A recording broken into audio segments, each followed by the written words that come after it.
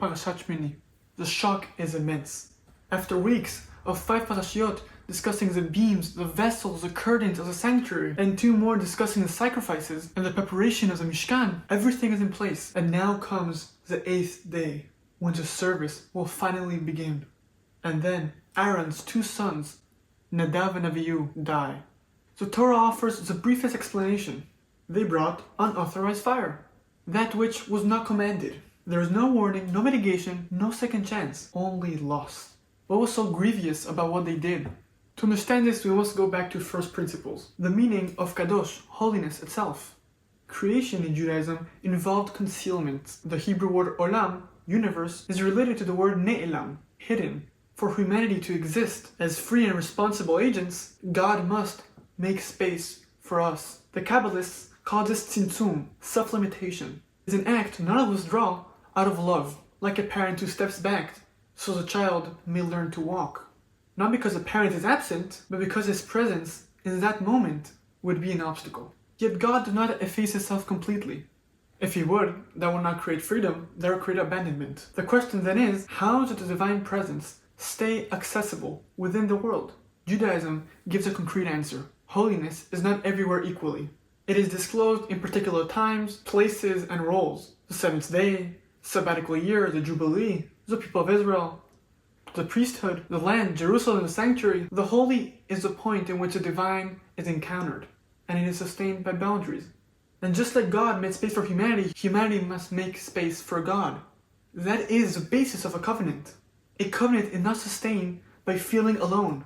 It demands loyalty, attentiveness, and the discipline of self-resistance. Nowhere is this clearer than in marriage, the human analog of the divine-human relationship. Love is not mere passion. Passion without limit that gives voice to every impulse, that does not make room for the other, does not deepen the relationship, but puts it under strain.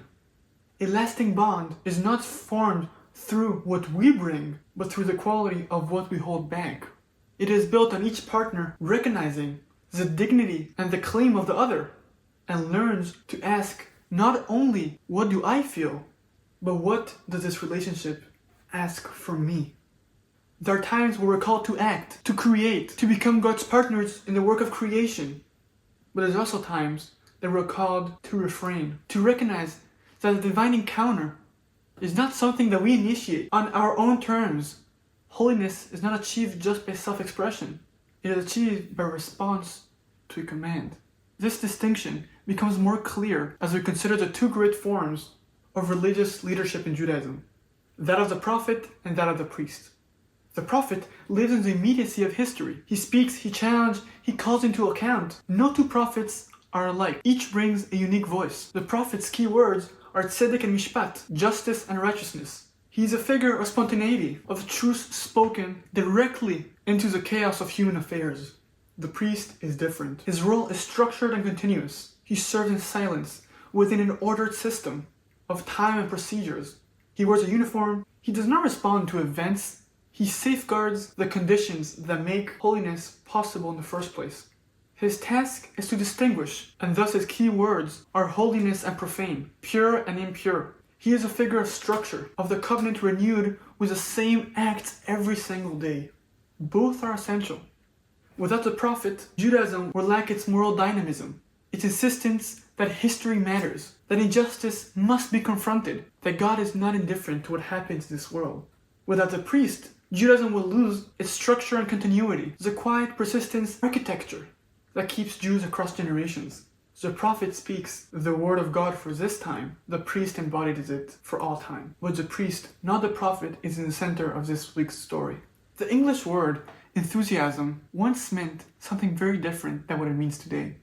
It referred to a person overtaken by a sense of direct divine inspiration, someone who believes themselves no longer bound by law, custom, or institution. As philosopher David Hume observed, such a person comes to see external authority as unnecessary, even obstructive. In their certainty, they place their own inner experience above all restraint. That is a danger the Torah signals to in the story of Nadav and Avihu. They were not sacrilegious. On the contrary, they were close to God. But they acted in their own initiative in the domain defined precisely by the renunciation of such initiative. They brought their own fire into a place where only commanded fire can be offered. In doing so, they confused two distinct modes of religious life, the arena of human creativity and the arena of divine encounter. Had they brought the same fire to the world to fight injustice, to kindle light in dark places, they would have been heroes. But they brought it here, into one space where the self must be completely set aside. The result was not merely an error, but a contradiction. The sacred is not merely beautiful, but powerful, and therefore peerless. As with any powerful force, boundaries are not a restriction, but conditions of existence. Holy places must be surrounded by careful rules, just like a nuclear reactor must be surrounded by careful installation. A single unauthorized act of the holy causes a breach that can grow in time to a gaping hole. Without structure, what begins as a deviation can become distortion. The death of Nadav and Avihu stands at the very inauguration of the sanctuary, at the warning of the nature of holiness and the cost of misunderstanding it. God makes space for humanity. In turn, humanity are called to make space for God. The greatest act of love, divine or human, are not always the ones where we pour ourselves forward. Sometimes they are the ones where we hold back, where we make room, where we surrender the I so that something greater can emerge. This runs counter to much of the contemporary culture, which prizes self-expression and intensity of feeling. We're told that authenticity means bringing all ourselves in every moment, that devotion means passion, that if you feel deeply enough, you must be right. But the Bible suggests otherwise. There's a form of expression that can only be seen through restraint. The deepest expression is not one we initiate, but one we hear, we receive. The religious life lives in tension between initiative and restraint, obedience and creativity. Both are essential, but they're not interchangeable.